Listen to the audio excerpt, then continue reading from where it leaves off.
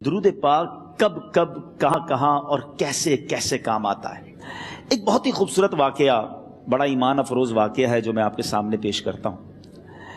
ایک دوست نے اپنے ایک دوسرے دوست کو قرض دیا، اور جب اس نے قرض دیا تو وہ قرض ایک بڑی اماؤنٹ تھی، 3000 دینار۔ وہ ٹائم آ گیا جب اس ٹائم وہ قرض لینے کے لیے اپنے دوست کے پاس گیا کہ بھائی مجھے میرے پیسے واپس دو، تو اس نے کہا کہ پیسے تو نہیں ہے میرے پاس، میں کولیپس ہو گیا ہوں، بزنس اب میرا ختم ہو گیا ہے، میں تمہاری رقم نہیں دے سکتا۔ اس نے ایک اور ٹائم دے دیا اسے کہ ٹھیک ہے اب اتنے وقت دنوں کے بعد میں دے دوں گا۔ وہ ٹائم بھی گزر گیا، اور جب وہ ٹائم بھی گزر گیا تو اس کے بعد اس دوست نے کہا کہ اب تو پیسے دے دو بھائی، میرا ٹائم پورا ہو گیا ہے۔ پھر نہ دے سکا ٹائم۔ آخر کار معاملہ جو ہے وہ کورٹ میں چلا گیا، قاضی کے پاس چلا گیا۔ اب قاضی نے جس کو پیسے دینے تھے اس کو بلایا اور کہا کہ بھائی آپ کو اس کے پیسے دینے ہیں؟ کہتا ہے ہاں پیسے تو دینے ہیں۔ تو کہا پھر دیتے کیوں نہیں ہو؟ کہا پیسے ہیں ہی نہیں، کاروبار ہی ختم ہو گیا ہے، قرضہ تو لیا تھا، اب میرے پاس بچا ہی کچھ نہیں ہے۔ تو کہا اچھا اب یہ بتاؤ کہ کب دو گے، کیسے دو گے؟ اس نے کہا بس میرے پاس پیسے ہی نہیں ہیں۔ تو کہا اب تمہارے پاس 30 دن کا ٹائم ہے، 30 ڈیز میں یا تو اس کے پیسے لوٹا دو یا 30 دن کے بعد تمہیں قید کر دیا جائے گا۔ یہ شخص اب گھر آیا، پیسے تو تھے نہیں، مگر شاید علماء نے لکھا کتابوں میں، یہ واقعہ کئی بڑی بڑی کتابوں میں لکھا اور درود پاک کے فضائل کی بڑی بڑی کتابوں میں لکھا، اور اس شخص نے سوچا کہ اس نے ایک حدیث پاک پڑھی ہوئی تھی کہ جس میں یہ نبی پاک علیہ الصلوۃ والسلام نے فرمایا ہے، جس کا مضمون ہے کہ جو شخص پریشان ہو، مصیبت زدہ ہو، اسے چاہیے کہ مجھ پر کثرت سے درود پاک پڑھے، کیونکہ درود پڑھنا مصیبتوں اور پریشانیوں کو لے جاتا ہے۔ اب اس عاشق رسول نے سوچا اور تو کچھ ہے نہیں، اب میں درود پاک پڑھنا شروع کرتا ہوں۔ صبح سے لے کر شام تک وہ درود پاک پڑھنے لگ گیا۔ 27 دن گزر گئے، only 3 days left، 3 دن باقی تھے قاضی کے پاس جانے میں۔ 27 دن گزر گئے درود پڑھتے پڑھتے۔ جب 28ویں رات آئی تو آنکھیں تو بند ہوئیں، مگر خواب میں اسے ایک آواز آئی، گھبراؤ نہیں، تمہارا قرضہ ادا کر دیا جائے گا، تمہارا مسئلہ سالو ہو جائے گا۔ صبح اٹھتا ہے، درود پاک پڑھ رہا ہے، مگر کہتا ہے یہ آواز سے تو مسئلہ حل نہیں ہوگا، پیغام کیا ہے اسے سمجھ نہ آیا۔ 28واں دن گزر گیا، 29ویں رات آ گئی، مگر اب آنکھیں بند ہوئیں اور قسمت جاگ اٹھی۔ نبی پاک صاحب لولاک صلی اللہ تعالی علیہ وسلم خواب میں تشریف لائے، اور پیارے آقا صلی اللہ تعالی علیہ وسلم نے فرمایا گھبراؤ نہیں، علی بن عیسیٰ وزیر کے پاس جاؤ، وہ تمہارا قرضہ ادا کر دے گا۔ اب یہ عاشق رسول صبح اٹھا تو ویری فریش، حشاش بشاش کہ اب تو کام ہو گیا، نبی پاک نے خواب میں آ کر بشارت دی ہے۔ مگر پھر ذہن میں سوال آیا کہ علی بن عیسیٰ کے پاس جاؤں گا تو ثبوت کیا ہے، پروف کیا ہوگا؟ میں جا کر اس کو کہوں گا کہ میرا قرضہ دے دو تو ایسے تو قرضہ نہیں دے دینا، اور میں نے اس کو کہا کہ مجھے نبی پاک نے خواب میں کہا ہے، اور اس نے اگر مجھ سے کوئی نشانی مانگی تو میں نشانی کیا دوں گا؟ آخری دن تھا، 29واں دن تھا، وہ بھی درود پڑھتے پڑھتے گزر گیا۔ 30th نائٹ آ گئی، صبح وہ دن ہے جب عدالت میں جانا ہے۔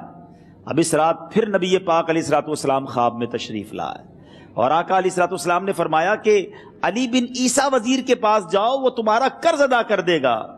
کہ حضور چلا تو جاؤں گا، لیکن اگر وزیر نے مجھ سے کوئی نشانی طلب کی تو میں کیا جواب دوں گا؟ پیارے آقا علیہ الصلوۃ والسلام نے کمال کا ارشاد فرمایا کہ علی بن عیسیٰ سے کہنا کہ تم روزانہ فجر کی نماز کے بعد 5000 بار درود پاک پڑھتے ہو، یہ راز فقط تم جانتے ہو اور تمہارا رب جانتا ہے۔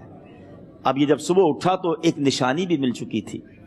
عدالت میں جانے سے پہلے وزیر کے دربار میں پہنچ گیا، اسے یہ ڈر تھا کہ آج پیسے نہ لوٹائے تو سزا ہو سکتی ہے۔ جب وزیر کے دربار میں پہنچا تو وزیر اپنے مشیروں کے ساتھ بیٹھا تھا۔ کہا مجھے آپ سے بات کرنی ہے۔ کہا بتاؤ کیا بات کرنی ہے؟ کہا میں ایک پیغام لایا ہوں آپ کے لیے۔ اچھا کس کا پیغام لائے ہو؟ کہا میں نبی پاک جناب محمد مصطفیٰ صلی اللہ تعالی علیہ وسلم کا پیغام لایا ہوں۔ وہ عاشق رسول وزیر تھا، کہتا بتاؤ میرے آقا نے کیا پیغام دیا ہے؟ کہا حضور میں 3000 دینار کا مقروض ہوں، آج آخری دن ہے اور میرے آقا نے مجھے بشارت دی ہے کہ آپ سے کہوں کہ آپ میرا قرض ادا کر دیجئے۔ علی بن عیسیٰ کہتا ہے کوئی ثبوت ہے آپ کے پاس؟ ہے کوئی دلیل بھی ہے آپ کے پاس؟ میں کیسے مان لوں کہ آپ کو نبی پاک علیہ الصلوۃ والسلام نے بھیجا ہے؟ عاشق رسول کہتا ہے خالی ہاتھ نہیں آیا، میرے آقا نے مجھے دلیل بھی عطا فرمائی ہے، مجھے ایک ایویڈنس بھی دیا ہے، اور پروف یہ ہے حضور کہ آپ روزانہ صبح فجر کی نماز کے بعد نبی پاک صلی اللہ تعالی علیہ وسلم کی بارگاہ میں درود و سلام کا نذرانہ پیش کرتے ہیں۔ جب تک 5000 کا عدد پورا نہیں ہوتا آپ اس وقت تک کسی اور سے بات نہیں کرتے، اور اے وزیر صاحب یہ راز صرف آپ کو پتا ہے اور آپ کا رب جانتا ہے۔ اللہ اکبر!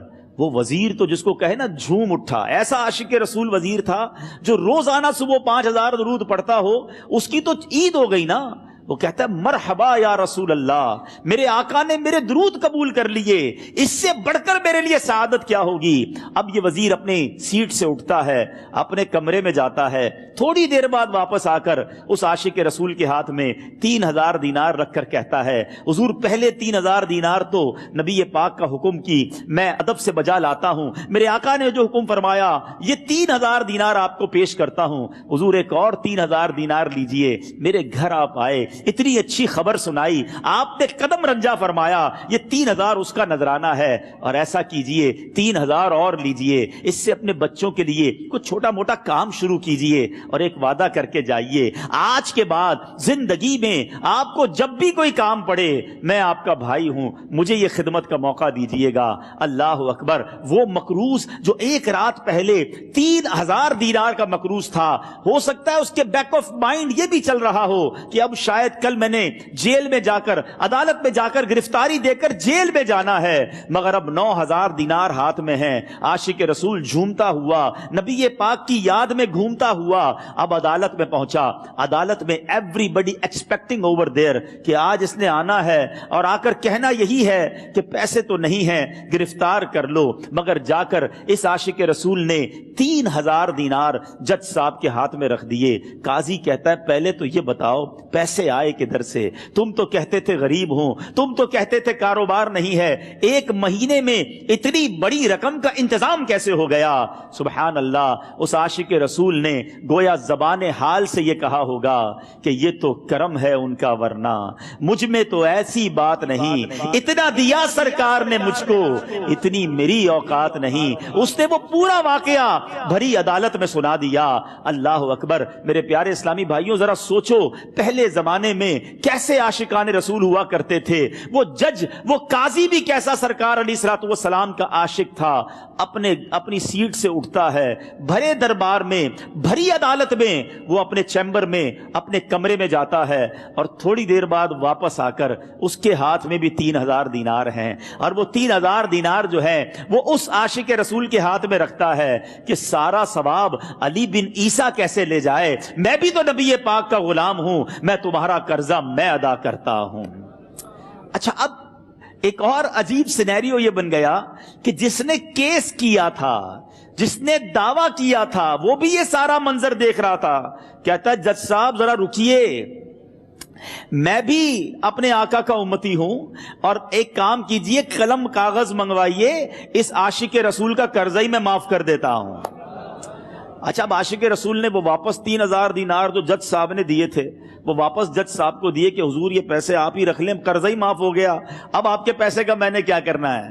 جج صاحب کہتے ہیں جو پیسے نبی پاک کے نام پر نکالے ہیں اب مجھے واپس نہیں چاہیے، یہ بھی تم اپنے ساتھ لے جاؤ۔ اللہ اکبر! میرے میٹھے اسلامی بھائیوں، وہ عاشق رسول ایک رات پہلے 3000 دینار کا مقروض ہے، اب 12000 دینار لے کر گھر کو واپس جا رہا ہے۔ اس ایک واقعے کے اندر جو ہم سب کے لیے درس ہے، جو ہم سب کے لیے پیغام ہے، شاعر لکھتے ہیں نا، دکھوں نے تم کو جو گھیرا ہو تو درود پڑھو، دکھوں نے تم کو جو گھیرا ہو تو درود پڑھو، جو حاضری کی تمنا ہو تو درود پڑھو۔